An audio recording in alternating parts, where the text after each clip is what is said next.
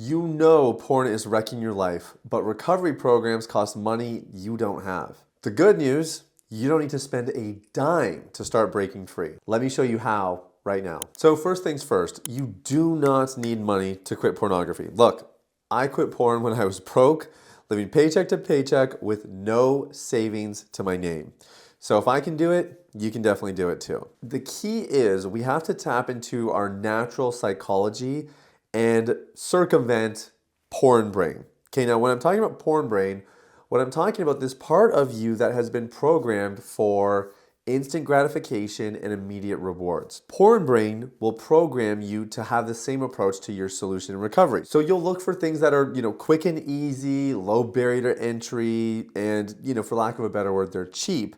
Now, we can do inexpensive, but we don't want to do cheap, because when you try to quit porn by using these kinds of gimmicks and quick fix approaches, you really just end up back at square one. And we're going to try to do something different in this video today. So let's just imagine for a moment that you did have some funds to invest in your recovery. Okay, just hypothetically. Let's say that you're going to invest $8,000 into a program that gets you one-on-one coaching, a community, and a proven system. Now, if you took this approach, I would say that the chances of you getting the results you want are pretty high. Now, why do you think that is? It's not just because you had to invest $8,000, which is obviously a good chunk of money, into a high quality program. That's sort of part of it, and the fact that that there's so much offered to you for $8,000, that's great. But remember, we're tapping into our psychology. We're trying to go after porn brain here, right? And there's actually something less obvious at play when you invest your resources into your recovery. So let me ask you a different question. You're getting set up in your life and you have a career now and you've never owned a vehicle, but you reach that stage of life where you need to own a car. So you start saving up money and you don't want to just buy a junker. You'll deal with public transit a little bit longer if it means you can save up enough money and get a nice vehicle. So you're saving up the money. It's taking months. I mean, maybe we're even talking like a couple years. You're saving up money and your friends know about it and your family know about it. And everybody knows that you're saving up to get this car. One day, the magic moment comes. You get to go to that dealership, spend your hard-earned money, and get that car. So you step into it, it's got the new car smell, it feels better than you even remember. The fact that you saved up for it just has that extra kind of sweet touch because you earned this thing, and you drive it off the lot and you go home. The next day, your friend calls you and says, hey man, I've had a pretty good run. Maybe they own a business or they made some extra money or whatever, they got a windfall. And out of my generosity, I want to buy you that car you've always wanted. I'm going to get it for you. And you go, oh man, that's so nice. Dude, you'll never believe it. I actually just bought the car yesterday. And he goes, oh really? Because I actually bought that car yesterday for you as well. So it's in your name. It's good to go. It's yours, man. So you went from having 0 cars to having 2 cars in 2 days. And you decide, man, this is so awesome, but I really only need one vehicle. And actually, if I sell one of them, I can kind of get some cash and maybe do some other things with it, okay? So let me ask you something. When you have to pick one of those vehicles to sell, right? You're going to put it up for sale. You're going to try to get some money for it. Which one are you going to sell? Are you going to sell the one that was given to you for free or the one that you saved up to earn the money to buy years at a time? Well, I think it's kind of a no-brainer. The one that your friend gave you for free, assuming the cars are obviously completely equal, you're gonna send that one back. That's the one that you're gonna sell. And there's a reason for this, because you have invested not just money. Money is actually like almost irrelevant, but you've invested time, energy, all kinds of your internal resources and intangible resources have gone into the purchase of that vehicle. And because you have way more invested into it, it means more to you, even though maybe at a surface level, these two vehicles are the same make and the same model. So where am I going with this? Well, I can tell you that after helping 1,000+ guys quit pornography successfully, there's one thing that all the success stories have in common. And it's not that they had piles of money. In fact, a lot of the clients I worked with, especially early on, didn't have a lot of money to invest. I was working for free. I was just trying to help guys. Money had nothing to do with it. And really to this day, money doesn't have a lot to do with how we help people and what it looks like. But the one quality that every single person has in common that's been successful is that they invested themselves, wait for this, at a sacrificial level. If you're taking notes, that's the only word you really need to write down is sacrificial. That is the key. So if you don't have the financial resources to invest in your recovery, it's really not that big of a deal. That's actually quite all right. But the question we need to ask ourselves is, what resources do you have that you can invest at a sacrificial level? Because if you're not investing something at a sacrificial level, you're not going to get the results you want, plain and simple. The lure and reward of pornography will always outweigh the quick fix and the easy way out. We have to have a completely different shift in our mindset that says, I'm not going to go for the immediate reward. Instead, I'm going to take the path that might be a bit more painful, might be a bit more work, the path that's going to cost me something. That's the path you want to take that's going to actually get you the results. And because money is off the table for this video today, what we're talking about now is other resources that you can invest at a sacrificial level. So let me ask you, what resources come to mind when you think about that? If we're not talking about money, what are other resources that you can invest into your recovery at a sacrificial level? Now, as I mentioned, I have an established coaching practice called Deep Clean that's helped thousands of men around the world quit pornography. But when I started, I had zero money to invest. I knew nothing about business. I just had this big dream and I had my own recovery story and I wanted to somehow make a difference in the world. And I ran into a friend who owned a coaching practice, saw my idea and what I was working on and said, dude, I want to help you. And I told him, thank you, but I have no money. And he said, no problem. He let me into a $6,000 program for free. That coaching program only existed for a few years. And to this day, I am still the most successful client to come out of that program. And there's a reason for this because remember, a bunch of those other people paid $6,000 to be in that program. I paid $0. So how is it that I got a better result from people who sacrificed their hard-earned money to be there? I had to find other resources to invest. So for me, I sacrificed my time. That was a big one. So it meant that there were evenings where I could watch a sports game or go out with the buddies. And I said, nope. I'm building my business. And there were weekend activities where I could go out with friends or I could just take the day off and lounge around, but I built my business instead. I found other ways to invest at a sacrificial level, and that's why I wound up getting incredible results. And I say that story to show, number one, you don't have to invest money to be really invested in something. But number two, and much more importantly, there are resources at your disposal right now that if you were to invest at a sacrificial level, they could cause an actual change in your life and you could actually break out of this addiction.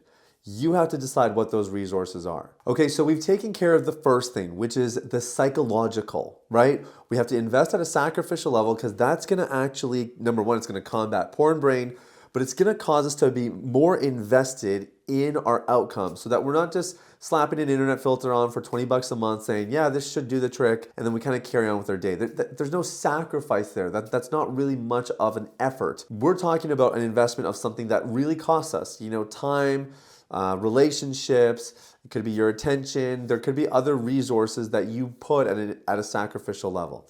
That's the psychological. Now we need to start getting practical. Okay, so when it comes to getting practical, the first thing that every single person who's really serious about recovery should do is start a progress tracker. Now, this progress tracker is very, very simple. Just imagine a spreadsheet that's got the date in one column and then clean is the next column. All right, so each day you're just gonna log the date and then were you clean, yes or no? And then a third column is triggers. And you're gonna write down any triggers you had that day, whether it was a clean day or not. You always wanna be noting your triggers because your triggers give you clues. And I can't cover that in today's video. I have other content about it that you can check out. But you wanna be paying attention to those triggers. They're very, very important for actually having a lasting recovery. Now, the reason this progress tracker is so important is not because of street counting, because we don't wanna do that. What we wanna do is we wanna count the number of slips that we have per month. Okay, we're gonna expand our view. So at the end of each month, you're gonna go back through and you're gonna see how many times did I have a clean day, how many times did I not. And if you do this properly, what should happen is that number from one month to the next should get lower. And it's gonna get lower for a couple reasons. Number one is because you're gonna put in the work and some of the work that we're gonna talk about today. Number two is the mere act of measuring your progress every single day is going to cause you to think differently. So this is not like, oh, on Fridays, I go back and I just document everything for the last week. You have to do this every day to get the most results out of this process. So that's the first thing. Set up your progress tracker. Just a simple spreadsheet is really all it takes. The second thing practically is you want to start finding content online that you can trust. When you first start, you kind of start broad, right? Like it's spray fire, and you might like a podcast here, you might like this YouTube channel, maybe there's an Instagram person or there's somebody else that creates content, and you kind of get a little bit of different pieces together. There's nothing wrong with starting this way, but we're talking about actually getting free, and that means that at some point you got to find one source, one person that you trust more than anyone else, and you need to follow them and stop following everybody else. Now, that might sound like a little bit culty or a little bit extreme, but here's the deal, okay? When you are trying to quit something for free without a monetary investment, and you're trying to get other internal resources invested at a sacrificial level, if you don't have a committed mentality to taking a certain path or following a certain person, you're only going to get a fraction of the results. Having kind of this piecemealed approach is going to keep you at like a level 2 out of 10 in your recovery.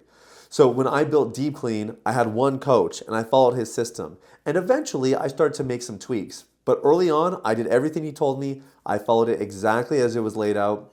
And that's why to this day, I'm still his most successful client. So for you, find the person that you trust. Now you have to trust them. They don't have to be popular. They don't have to have huge following. They don't even have to have, education. That like all of those things could maybe contribute. The biggest thing is that you trust them, because if you don't trust them, you're not going to take action on what they tell you to do. And the beautiful thing about the age that we live in is we can get really high quality free content. I mean, that's what we're all about here with the YouTube channel, and even with my podcast. I mean, I think it's maybe the best podcast in the world for porn addiction recovery, because the content is such high quality. You can get this kind of stuff anywhere that you want now, and it doesn't cost you a single dime.